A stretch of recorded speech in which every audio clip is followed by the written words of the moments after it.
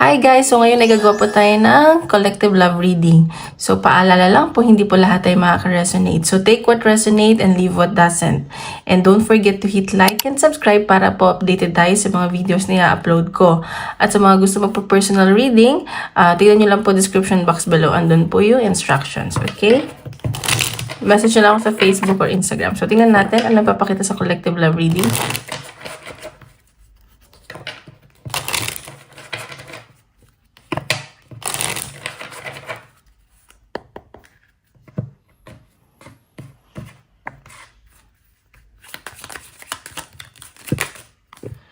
Okay, so dalawa yung lumabas. So nakikita ko dito, baka yung iba sa inyo, nagpapataro, naguguluhan sa love life ngayon, or gusto nyo mapagkalayo-layo, may pupuntahan nyo yung person nyo, may pag-travel kayo ng person nyo.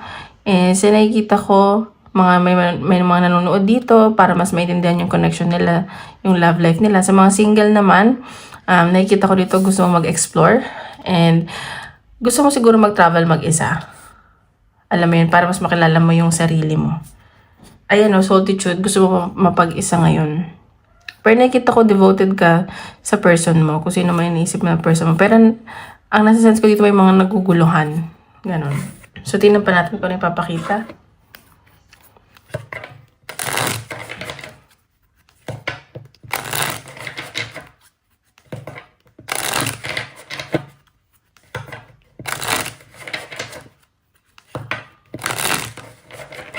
Isa iba naman dito, nasa long distance connection. Long distance relationship. Sinan pa natin. Magkalayo ba kayo ng person mo? Oh! Ayan. So, sa nakikita ko dito, meron naman kayong peace of mind sa connection nyo. Siguro yung iba lang dito abala sa business, sa kaperahan. Ayan. So, ay may dadalawang isip talaga. Wala kayong pag-uusap ngayon ng person mo. Bakit ganun? Pero nag-iisipan kayong dalawa, may pagsiselos. Siguro nagsiselos tong person mo. Ayan. May pagsiselos ako nasisense. So, tingnan pa natin.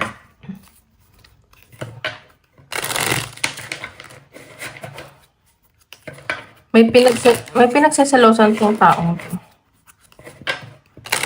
Yung person mo mabait eh. Tingnan pa natin.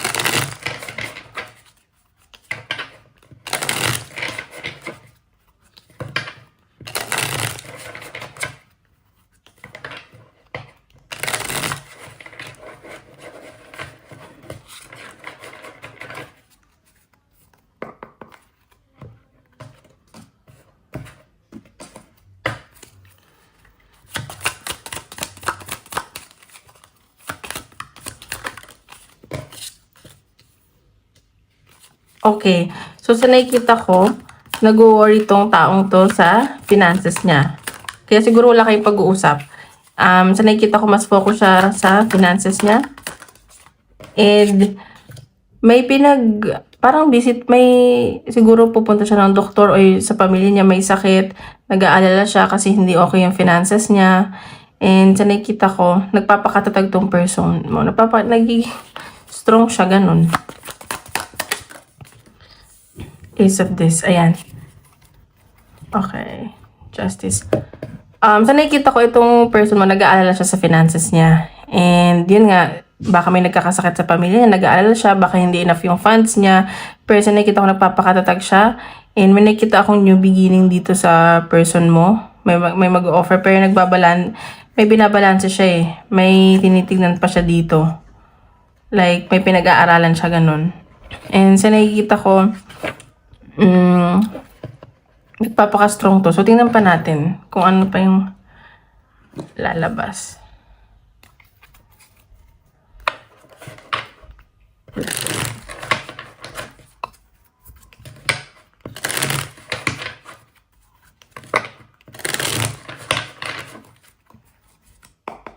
Parang confident naman siya sa connection nyo. Siguro ano lang to sa finances. Ayun, nag-aalala siya.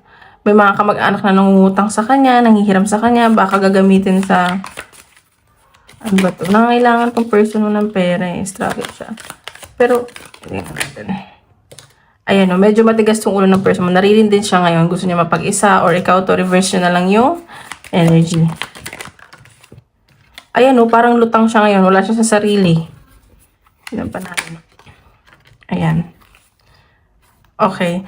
Ayan. So, yung person mo, gusto lang niya mapag-isa or ikaw to, lutang, parang ang daming iniisip, parang sinasabi niya na, parang mga pinaghirapan niya, parang wala lang. Pero, nararamdaman niya lang yun. At sa nakita ko, baka magbigay siya ng regalo sa'yo or may mga magsa-celebrate ba dito ng birthday or may mga okasyon na paparating. At sa nakita ko, parang may pinaghahandaan tong person mo sa'yo. Baka re-regaluhan ka niya. Ayan, may nakita din ako na, or ikaw yung magre-regalo, ganyan. Baka kaya siya nag-worry kasi baka di kanya maregaluhan. Tingnan pa natin anong panglalabas.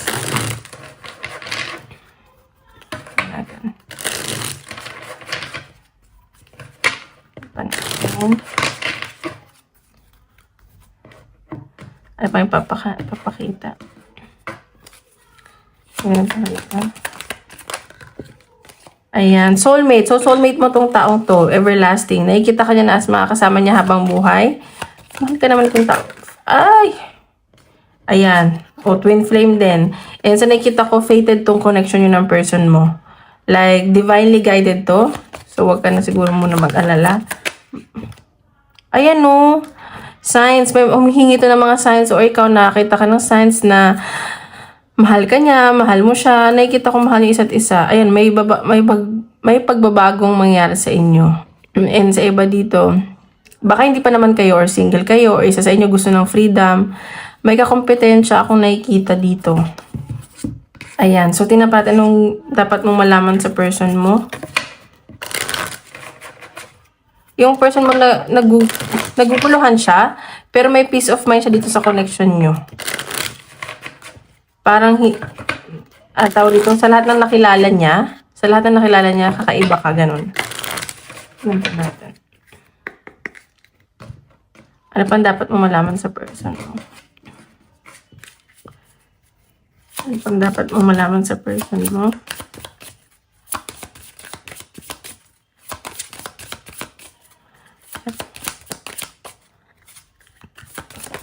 Uy! Fire sign. Oh, ayan. So, baka ka-deal nyo ay Aries, Leo, and Sagittarius. Ay! Sorry. Aries, Leo, and Sagittarius. Or ikaw to. Tingnan pa natin. Ano pang dapat mo malaman sa person mo? Give it time. Ayan, oh, sabi ko sa'yo, divine timing. So, siguro maging patient lang kayo sa isa't isa. Give each other space. And, go with the flow. Ayan o, let everything in divine timing, let things flow. So, sinasabi dito, guided naman kayo ng universe, huwag kayong mag-alala. Siguro may mga challenges kayo ngayon. Baka magkalayo kayo or finances. And sa nakita ko itong taong to, mas focus siya ngayon sa stability niya, sa sarili niya. Naguguluhan to, magulo ang isip ng taong to. So, give it time. Kasi nakikita ko naman ito, mag-grow naman yung connection niya eh. Ayan. Ano pa? Yun yung, siguro yung humihingi din siya ng sign. Ano pa? Ano pa dapat malaman sa person mo? Water sign. Ayan. So, Cancer, Scorpio, Pisces. Baka yun yung mga kadil ninyo. Or isa sa birth chart nyo. Open your heart. Ayan. It will help you attract more love. So, ayan. And, siguro, maging open ka na lang din. Ayan. Challenges. May mga challenges talaga. Siguro, do everything with love. Habaan mo pa yung pasensya mo sa taong to. So, tingnan natin ano yung tago na to. Medyo magulo. Feelings niya sa'yo. Nararamdaman niya sa'yo ngayon. Asa na ba yun?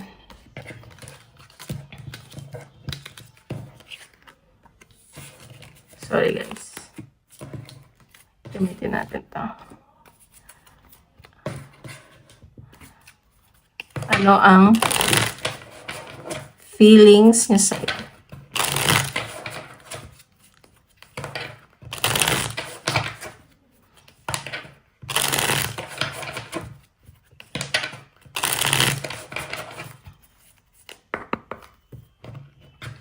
Feelings ng person mo sa'yo?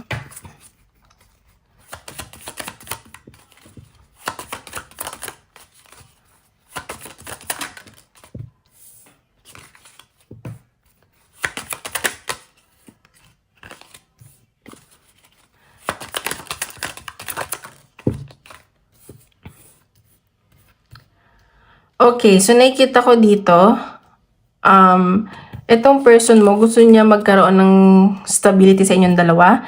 Like, maging stable yung connection nyo. So nakikita ko nga naguguluhan tong taong to.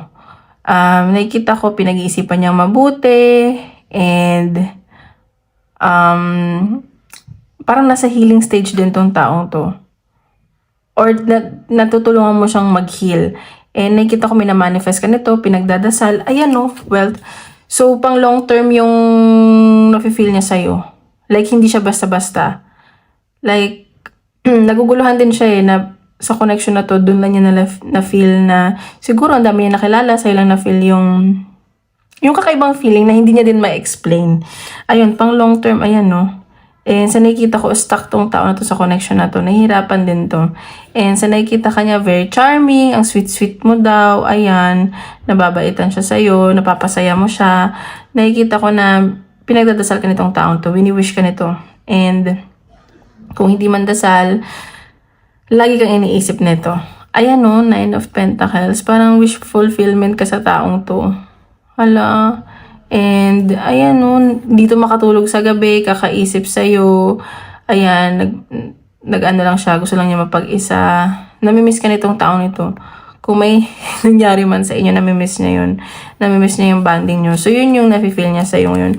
Oh my God, na ano naman ako, nalulungkot. Tingnan pa natin. Tingnan pa natin. Anong feelings niya sa'yo? Anong feelings niya sa'yo?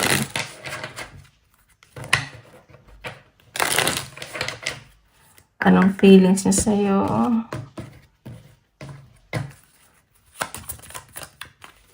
Anong feelings niya sa'yo? Oops, ayan. I know I was just a distraction from your pain. I want to feel that way again. Tingnan pa natin. Yun, feeling niya, siguro na feel niya, nung nag-meet kayo, nasa healing stage ka, or siya, parang siya yung nandyan, na tumulong sa'yo. Like, yun nga, nahihil niyo isa't isa, and namimiss ka nitong taong to.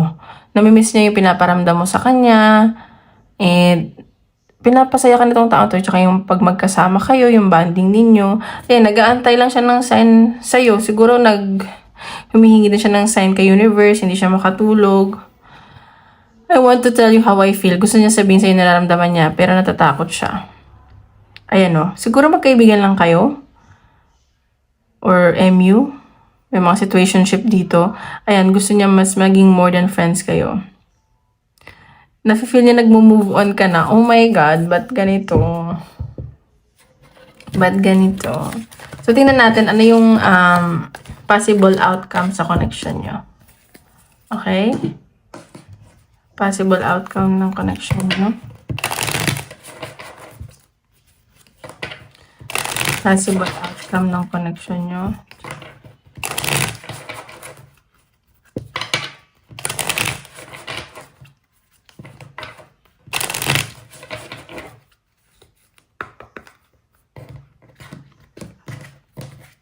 Possible outcome ng connection nyo.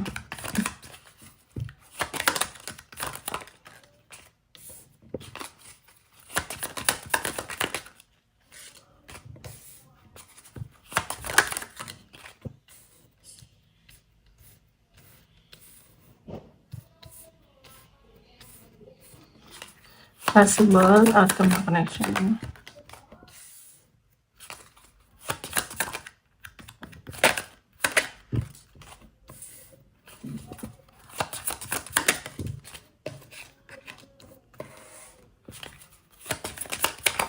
Ay! Nahulog.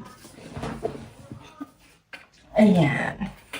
Okay, so nakikita ko dito, yung possible connection na outcome, ano daw?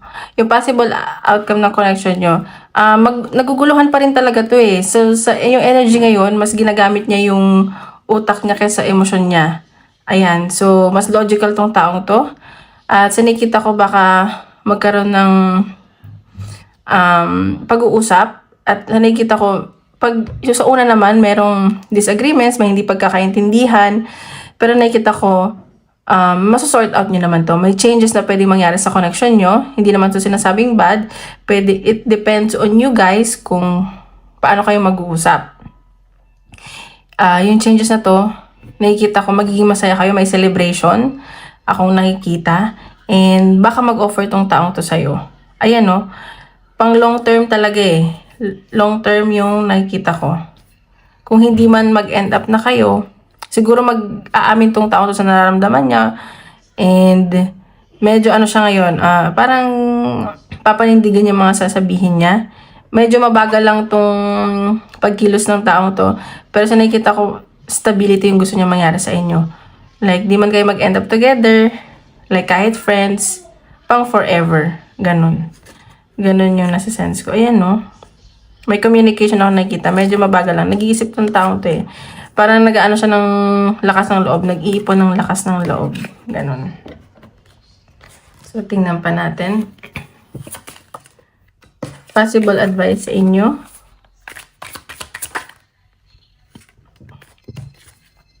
Your wish will manifest with faith and trust. So, ayan. Sabi ng universe, yung wini-wish mo daw, mangyayari lang yan kapag nagtiwala ka sa universe or kay God. Ayan. So, kung sabi nga nila kung para sa atin, hindi mo kailangan ipilit. Ibibigay ng langit kapag para sa'yo. Now is the time. So, wow, ang ganda naman. Tingnan pa natin.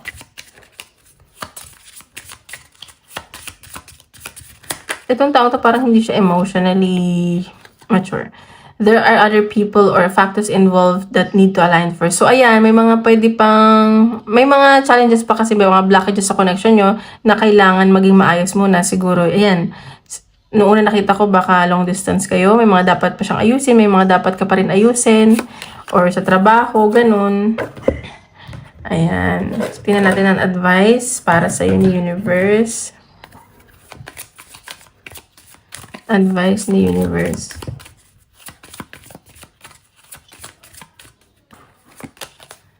You don't need someone else to fix you. Ayan, so mag-heal ka muna, or yung person mong dapat mag-heal. And sa nakikita ko, hindi mo kailangan, just be true to yourself. Kasi tatanggapin ka ng taong to, kung sino ka man, kung mahal ka talaga niya. Ayan. So, isip kayo question, tingnan natin kung nasasagot.